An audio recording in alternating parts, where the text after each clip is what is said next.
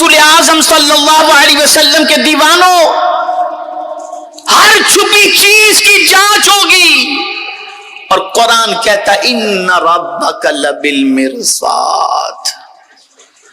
ऐ रसूल गिरामी वकार सल्लल्लाहु ताला अलैहि वसल्लम के दीवानों, याद रखो, जहां नेकी करने के एवज के अंदर अल्लाह बहुत इनाम अता फरमाता है, वहीं पर गुनाहों से बचने के एवज के अंदर भी अल्लाह बहुत इनाम अता फरमाता है।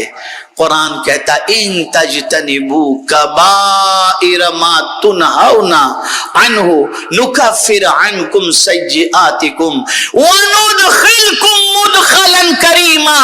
अगर तुम गुनाह कबीरा से बचो तो अल्लाह उसे छोटे गुनाहों का कफारा बना देगा। और अल्लाह फरमाता है वनुदखिलकुम मुदखलन करीमा, और हम इज्जत वाले घर में तुमको दाखिल कर देंगे। गुनाह से बचो, गुनाह से बचो। बहुत ज्यादा इबादत गुजार बंदा बनना है तो हुजूर से पूछो या रसूल अल्लाह सल्लल्लाहु अलैहि वसल्लम, मैं लोगों में बहुत ज्यादा इबादत गुजार बंदा बनना चाहता हूं। तो सरकार फरमाते इत्तकिल महारिम तकुन आबदन नास। गुनाहों को छोड़ दे, लोगों में सबसे बड़ा इबादत गुजार बन जाएगा। छोड़ दो गुनाहों को, रिस्क की तंगी भी दूर हो जाएगी, बीमारियां भी दूर हो जाएंगी, परेशानियां भी दूर हो जाएंगी। इसलिए कि जब ये सारी चीजें तुम छोड़ोगे तो अल्लाह अज़्ज़ व जल्ल करम की नजर फरमाएगा। अल्लाहु अकबर। बड़ी प्यारी बात एक सूफी की मुझे लगी, बड़ी प्यारी बात इरशाद फरमाते हैं बेटे कभी गुनाह को छोटा न समझना, ये समझना किस बड़े की नाफरमानी कर रहा है,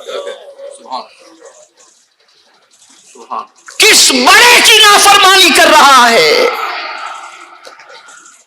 आप जरा देखें, सबको खुश करने की फिक्र है, कोई नाराज न हो इसका ख्याल है।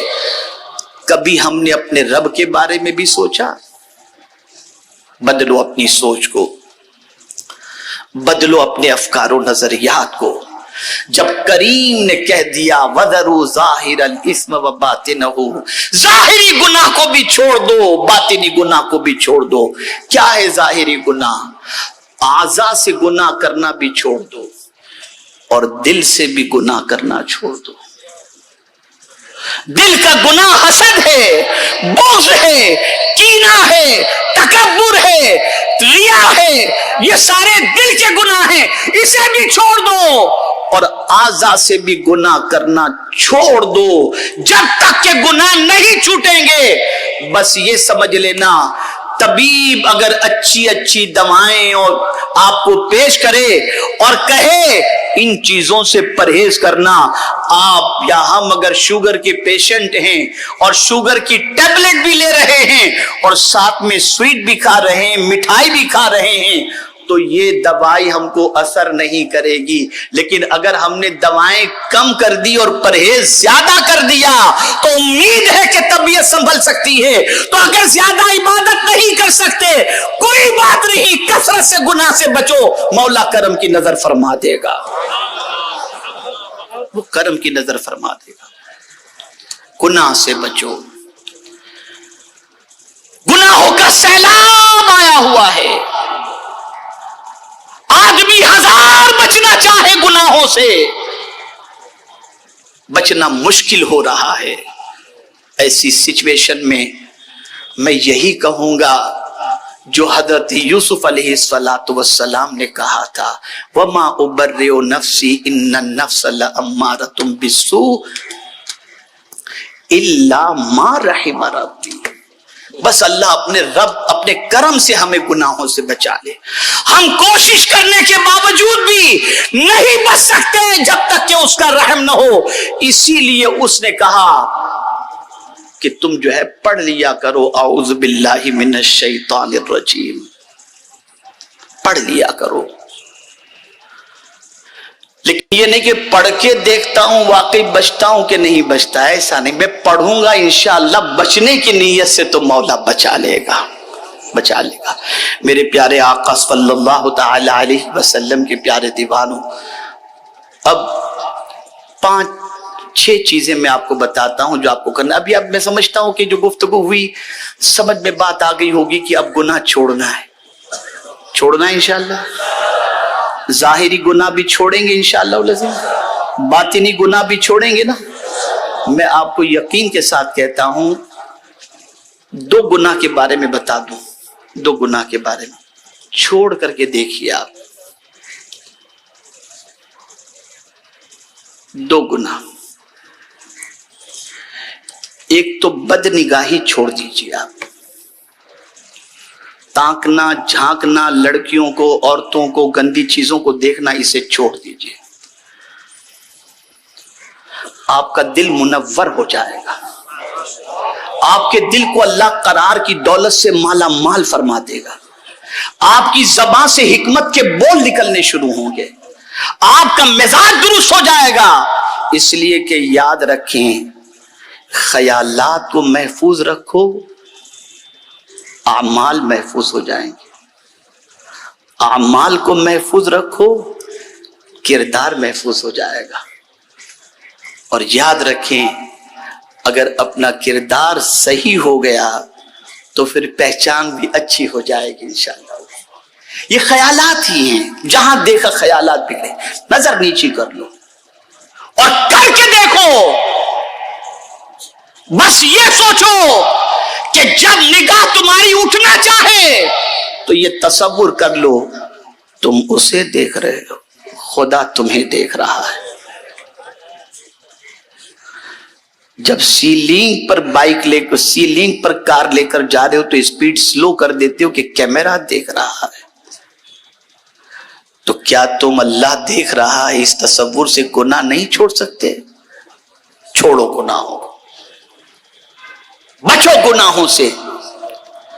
ہم دیکھ رہے ہیں کہ نیکیاں بھی ہو رہی ہیں اور دامن پر نہ جانے کتنے گناہوں کے دھبے بھی روز لگتے نظر آتے ہیں۔ اب کسی کے ذہن میں یہ بات آئی، چلو ایک تو یہ گناہ سے بچنا ہے، بد نگاہی سے، دوسری چیز نماز قضا کرنے سے بچو، یہ قضا نہیں ہونی چاہیے، اس لیے کہ آقا کریم صلی اللہ علیہ وسلم نے ارشاد فرمایا، جو شخص جان بوجھ کر کے نماز قضا کرے، اللہ اپنا دستے امان اس سے اٹھا لیتا ہے۔ اب اللہ اگر دستے امان اٹھا لے تو کون ہمیں پناہ دے گا؟ اب آئیے 6 باتیں میں بتا دوں، اسے دل و دماغ میں محفوظ کر لیں۔ میں حضور مفکر اسلام کی بارگاہ میں معذرت چاہتا ہوں کہ گفتگو تھوڑی لمبی ہو گئی میری، تو بس یہ 6 باتیں آپ کو کیا کرنا ہے۔ نمبر 1، اس کو ذہن میں رکھیں، وقت کی قدر کرو، گلی کوچوں میں گھومنے گھامنے میں فالتو چیزوں میں ٹائم ضائع نہ کرو، وقت کی قدر کرو۔ نمبر 2، سادگی کی زندگی اختیار کرنے کی کوشش کرو، آنے والے دن پتہ نہیں کیا لے کر کے آئے۔ تیسری چیز، صفائی کا اہتمام۔ اور سادگی کی بات کرتے ہوئے میں یہ بھی عرض کر دوں، آج ہمارے یہاں نکاح اتنے مہنگے ہو گئے، شادی اتنی مہنگی ہو گئی کہ 1 کروڑ سے کم کی کوئی شادی نہیں ہو رہی ہے الا ماشاءاللہ۔ اگر یہ بڑی شادی کرنے والے لوگ سادگی سے شادی کریں اور سب اپنی دولت کو تعمیر ملت و امت کے پیچھے خرچ کریں تو ہر سال ہماری کئی اسکولز اور کئی کالج اور کئی ہاسپٹل تعمیر ہو سکتے ہیں۔ اور اگر کوئی یہ سوچے کہ کمایا میں نے، اگر میں اپنی خوشی کے پیچھے خرچ نہ کروں تو کون کرے گا؟ آئیے میں آپ کو بتاؤں، رسول اعظم صلی اللہ علیہ وسلم فرماتے ہیں، جس کسی نے صبح اس حال میں کی کہ میری امت کے کاموں کے بارے میں نہ سوچا، فلیس منا، وہ میرا ہے ہی نہیں، وہ ہے ہی نہیں۔ صبح کرو تو حضور کی امت کے بارے میں سوچو۔ تو 3 چیزیں میں نے بتائیں، چوتھی چیز، علم دین اور علم دنیا دونوں کے پیچھے محنت کرو. عشق الہی، عشق رسالت مآب صلی اللہ علیہ وسلم اور عشق قرآن مقدس کے اندر اپنی زندگی گزارو. اور چھٹی چیز، عبادت کے سلسلے میں سستی نہیں، چستی کا مظاہرہ کرو. میں آج اجتماع میں آنے سے پہلے میری والدہ ماجدہ کے یہاں فاتحہ پڑھنے کی غرض سے حاضر ہوا تو والدہ کی قبر کے قریب میں ایک قبر اور اس کے بعد کی ایک قبر کے سامنے ایک شخص بیٹھا ہوا تھا، جسے دیکھ کر مجھے کافی افسوس ہوا. داڑھی بھی تھی لیکن مجھے لگ رہا ہے کہ وہ ڈرگس کا کاروبار کرتا تھا. بہت مرجھایا ہوا چہرہ اور ایسی سب چیزیں جو ڈرگی لوگ کرتے ہیں وہی کر رہا تھا. میرے ذہن میں ایک بات آئی اور وہاں سے آنے کے بعد میں نے مجلس شورا کے ذمہ داروں کو اپنے پاس بلایا اور میں نے سوچا کہ آج یہ اعلان میں کر دوں. اس وقت اس اجتماع کے اندر بہت سارے ایسے نوجوان ہیں جن کے چہرے پہ داڑھی بھی نہیں، سر پر امامہ بھی نہیں، جو بیان بھی نہیں کر سکتے، نعت بھی نہیں پڑھ سکتے، تبلیغ بھی نہیں کر سکتے، لیکن اندر سے قدرت نے انسان ہونے کی حیثیت سے کچھ نہ کچھ جذبہ ضرور رکھا ہے کہ ہمیں کچھ انسانوں کے لیے کرنا چاہیے. میں ایسے نوجوانوں کو آج دعوت دیتا ہوں، آؤ ہم سب مل کر معاشرے میں بسنے والے کسی بھی مذہب کے انسان کو، نوجوان کو ڈرگس یا شراب میں دیکھیں تو اس کی کاؤنسلنگ کرنے کی کوشش کریں اور اسے اس لعنت سے نکالنے کی کوشش کریں. اس سلسلے میں جو بھی نوجوان ہمارا ساتھ دینا چاہتا ہو، وہ ٹیم امید کا اسٹال جو لگا ہوا ہے وہاں پر ہمارے نوجوان بیٹھے ہوئے ہیں، وہاں پر جا کر کے نام درج کروائیں. پلان بننے کے بعد انشاءاللہ العظیم ہم نکلیں گے اور گلی کوچوں میں پڑے ہوئے ان بیچارے لوگوں کی زندگی کو ایک اچھی زندگی میں تبدیل کرنے کی کوشش کریں گے انشاءاللہ. ایک اور چیز، امت مسلمہ کو اللہ عز و جل نے قیادت کا تاج بھی عطا فرمایا، لیکن آج ہم قیادت سے محروم ہو گئے. بس یہ آخری جملہ عرض کر کے گفتگو ختم کرتا ہوں. یاد رکھو، آج کہیں بھی ہم لیڈر کیوں نظر نہیں آتے؟ آج کہیں بھی ہم رہنما کی حیثیت سے کیوں نظر نہیں آتے؟ سن لو، اچھی طریقے سے سن لو، جو ریڈر ہوتا ہے وہی لیڈر ہوتا ہے. ہم نے پڑھنا چھوڑ دیا اس لیے لیڈر بن نہیں سکتے. میں آپ کو بتاؤں، ایئرپورٹ پر چلے جائیے، جتنے بھی بک شاپ ہیں وہاں سے کتابیں خریدنے والا شاید کوئی مسلمان آپ کو ملے. دوسری قومیں کتابیں خریدتی ہیں، پڑھتی ہیں اور آج قیادت کر رہی ہیں، اور ہماری قوم کے نوجوان رات بھر گلیوں کے اندر گالی کلوچ، بیڑی، سگریٹ، تمباکو کھانا پینا بس اسی میں ہے. بہرحال کیسے بھی ہے وہ ہمارے ہیں.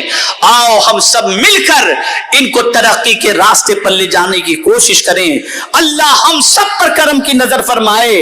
اور آخر میں یہ کہتے ہوئے گفتگو ختم کرتا ہوں، کام وہ لے لیجئے تم کو جو راضی کرے.